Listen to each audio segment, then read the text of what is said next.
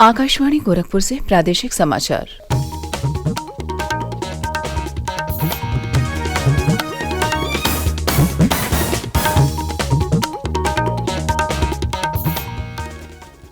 नमस्कार, समाचार बुलेटिन के साथ में शिवानी अरोरा। पहले मुख्य समाचार। प्रधानमंत्री नरेंद्र मोदी ने मथुरा में संत मीराबाई जन्मोत्सव कार्यक्रम को किया संबोधित। कहा, संत मीराबाई का जीवन हम सभी के लिए है प्रेरणा शक्ति। मुख्यमंत्री योगी आदित्यनाथ आज अयोध्या और गोरखपुर में 578 करोड़ रुपए की कई विकास परियोजनाओं का करेंगे लोकार्पण और शिलान्यास। मुख्यमंत्री आवास योजना ग्रामीण की प्राथमिकता श्रेणी में बंजारा जाति को किया गया सम्मिलित। और श्रद्धा और भक्ति के माहौल में कल मनाई गई देवोत्थान एकादशी। तुलसी विवाह का हुआ आयोजन। अब समाचार विस्तार से। प्रधानमंत्री नरेंद्र मोदी कल मथुरा में संत मीराबाई की 525वीं जयंती पर आयोजित संत मीराबाई जन्मोत्सव कार्यक्रम में शामिल हुए। इस अवसर पर अपने संबोधन में प्रधानमंत्री ने कहा कि भगवान श्री कृष्ण की अनन्य भक्त संत मीराबाई का जीवन हम सभी के लिए प्रेरणा शक्ति है। मथुरा की पावन धरा पर संत मीराबाई की 525वीं जन्म जयंती के उत्सव में शामिल होना मेरे लिए सौभाग्य की बात है। उन्होंने कहा कि यह ब्रज ही है जिसकी रज पूरे संसार में पूजनीय है। ये ब्रज तो हमारे श्यामा श्यामजू का अपना धाम है। ब्रज लाल जी और लाडली जी के प्रेम का साक्षात अवतार है। ये ब्रज ही है जिसकी रज भी पूरे संसार में पूजनीय है। ब्रज की रज रज में राधा रानी रमी हुई है। यहाँ के कण कण में कृष्ण समाये हुए हैं। और इसलिए हमारे ग्रंथों में कहा गया है, सप्त द्वीपेषु यत् तीर्थ भ्रमणात् च यत् फलम प्राप्यते च अधिकम तस्मात् मथुरा भ्रमणीयते। प्रधानमंत्री नरेंद्र मोदी ने कहा है कि देश अब गुलामी की मानसिकता से मुक्त हो गया है और भारत पंच प्रण अपनाकर गौरव के साथ अपनी विरासत की ओर आगे बढ़ रहा है। प्रधानमंत्री ने कहा कि मीराबाई ने भक्ति और आध्यात्मिकता के सिद्धांतों को सरल भाषा में जन जन तक पहुंचाया। मीराबाई का 525वां जन्मोत्सव केवल एक संत का जन्मोत्सव नहीं है, ये भारत की एक संपूर्ण संस्कृति का उत्सव है। मीराबाई ने भक्ति और अध्यात्म की अमृत धारा बहाकर भारत की चेतना को सिंचा था। मीराबाई ने भक्ति, समर्पण और श्रद्धा को बहुत ही आसान भाषा, सहज रूप से समझाया था। प्रधानमंत्री ने देश भर के विभिन्न धार्मिक स्थलों के पुनर्विकास कार्यों का उल्लेख करते हुए कहा कि आज काशी में विश्वनाथ धाम भव्य रूप में हमारे सामने है। लाखों लोग केदारनाथ के दर्शन कर स्वयं को धन्य महसूस कर रहे हैं और अब अयोध्या में भगवान श्रीराम के मंदिर के उद्घाटन की तिथि भी निकट है। कार्यक्रम में मुख्यमंत्री योगी आदित्यनाथ ने कहा कि प्रधानमंत्री नरेंद्र मोदी के नेतृत्व में विकसित भारत की रूपरेखा तैयार हुई है। भारत के सर्वांगीण विकास की जो कार्य योजना पिछले 9.5 वर्षों के अंदर न केवल बनाना बल्कि प्रभावी ढंग से उसका क्रियान्वयन आपके नेतृत्व में हुआ है।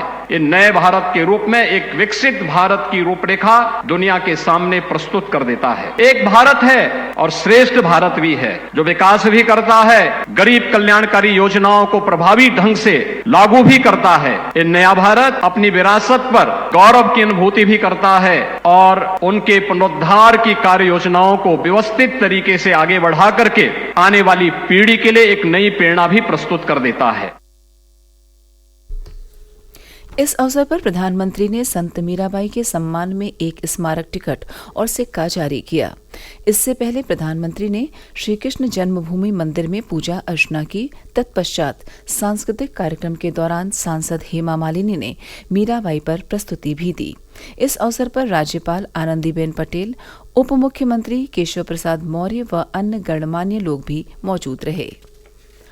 मुख्यमंत्री योगी आदित्यनाथ आज अयोध्या और गोरखपुर में 578 करोड़ रुपए से अधिक की लागत वाली कई विकास परियोजनाओं का लोकार्पण और शिलान्यास करेंगे।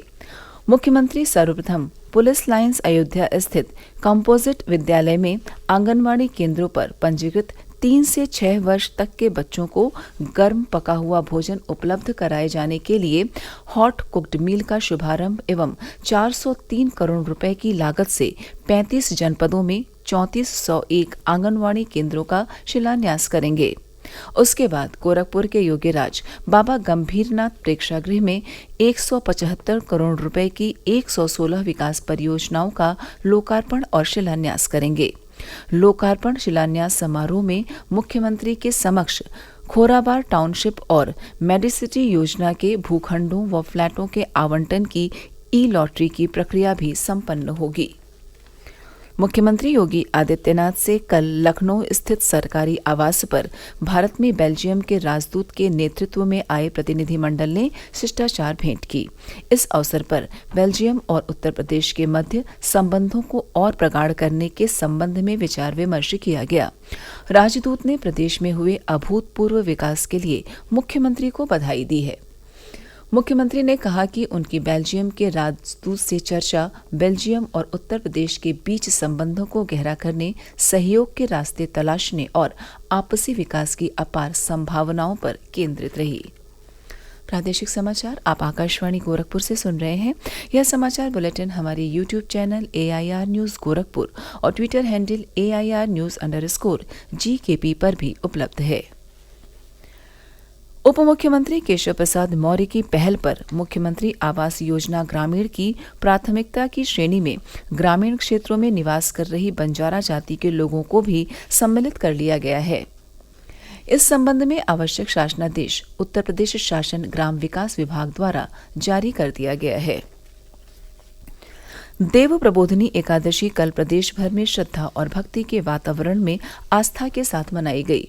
लोगों ने कल तड़के पवित्र नदियों में स्नान करके भगवान विष्णु की पूजा अर्चना की। वहीं तुलसी विवाह का भी प्रदेश भर में आयोजन हुआ, जहां भगवान शालिग्राम की बारात निकाली गई और माता तुलसी के साथ उनका विधिवत पारिग्रहण संस्कार कराया गया।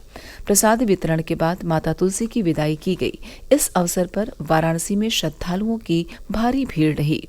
लोगों ने वहां विभिन्न घाटों पर स्नान करने के बाद मंदिरों में जाकर पूजा अर्चना की। प्रदेश सरकार के कैबिनेट मंत्री धर्मपाल सिंह ने कहा है कि 1 नवंबर से 31 दिसंबर 2023 तक प्रदेश भर में निराश्रित गोवंशों को संरक्षित करने के लिए मुख्य विकास अधिकारी और नगर आयुक्त के देखरेख में विशेष अभियान चलाया जा रहा है, जिससे निराश्रित गोवंश किसानों के फसलों को नुकसान न कर सकें व शहरी क्षेत्रों में भी आमजन का जीवन सुरक्षित रहे। कैबिनेट मंत्री कल कानपुर नगर में आयोजित प्रेस वार्ता को संबोधित कर रहे थे। उन्होंने कहा कि अभियान शुरू होने के बाद से नगरीय व ग्रामीण क्षेत्रों से लगभग 900 निराश्रित गोवंशों को संरक्षित किया जा चुका है। वाराणसी में विश्व प्रसिद्ध गंगा महोत्सव की कल से शुरुआत हो गई। राजघाट पर आयोजित 4 दिवसीय इस महोत्सव में बड़े कलाकारों के साथ नए और स्थानीय कलाकारों को अपनी प्रतिभा दिखाने का अवसर मिल रहा है। पर्यटन विभाग द्वारा आयोजित इस कार्यक्रम में आगामी 27 नवंबर को देव दीपावली का आयोजन होगा। वाराणसी के उपनिदेशक पर्यटन आर रावत ने बताया कि देव दीपावली पर 11 लाख दिए जलाए जाएंगे। उधर मेरठ के हस्तिनापुर स्थित मखदूमपुर गंगा घाट पर आयोजित गंगा मेले का उद्घाटन जिलाधिकारी दीपक मीणा ने फीता काट कर किया। जनजातीय क्षेत्र के लिए संचालित सरकार की जन कल्याणकारी योजनाओं का लाभ सीधे लाभार्थी तक पहुंचाने के लिए विकसित भारत संकल्प यात्रा कल लखीमपुर खीरी के पलिया ब्लॉक के जनजातीय गांव बरबटा परसिया पहुंची। नोडल अफसर DPRO सौम्यशील सिंह ने IEC वैन के माध्यम से केंद्र सरकार की कल्याणकारी योजनाओं के बारे में ग्रामीणों को जानकारी दी। बांदा में कल विकसित भारत संकल्प यात्रा जिले के महोखर गांव से शुरू हुई। इस मौके पर भारत सरकार के उप सचिव ऋतुराज मिश्रा और जिलाधिकारी दुर्गा शक्ति नागपाल ने यात्रा के उद्देश्य के बारे में जानकारी दी। भदोही में विकसित भारत संकल्प यात्रा कल चौथे दिन भी जारी रही। जिलाधिकारी गौरांग राठी के मार्गदर्शन में IEC वैन ने आज अलग विकास खंडों में लोगों को जागरूक किया। इसी क्रम में सुल्तानपुर जिले के दुबेपुर विकास खंड के कटावा गांव में भी कार्यक्रम का आयोजन हुआ। और अंत में इस बुलेटिन के मुख्य समाचार एक बार फिर। प्रधानमंत्री नरेंद्र मोदी ने मथुरा में संत मीराबाई जन्मोत्सव कार्यक्रम को किया संबोधित। कहा, संत मीराबाई का जीवन हम सभी के लिए है प्रेरणा शक्ति। मुख्यमंत्री योगी आदित्यनाथ आज अयोध्या और गोरखपुर में 578 करोड़ रुपए की कई विकास परियोजनाओं का करेंगे लोकार्पण और शिलान्यास। मुख्यमंत्री आवास योजना ग्रामीण की प्राथमिकता श्रेणी में बंजारा जाति को किया गया सम्मिलित। और श्रद्धा और भक्ति के माहौल में कल मनाई गई देवोत्थान एकादशी, तुलसी विवाह का हुआ आयोजन। इसी के साथ प्रादेशिक समाचार समाप्त हुए। नमस्कार।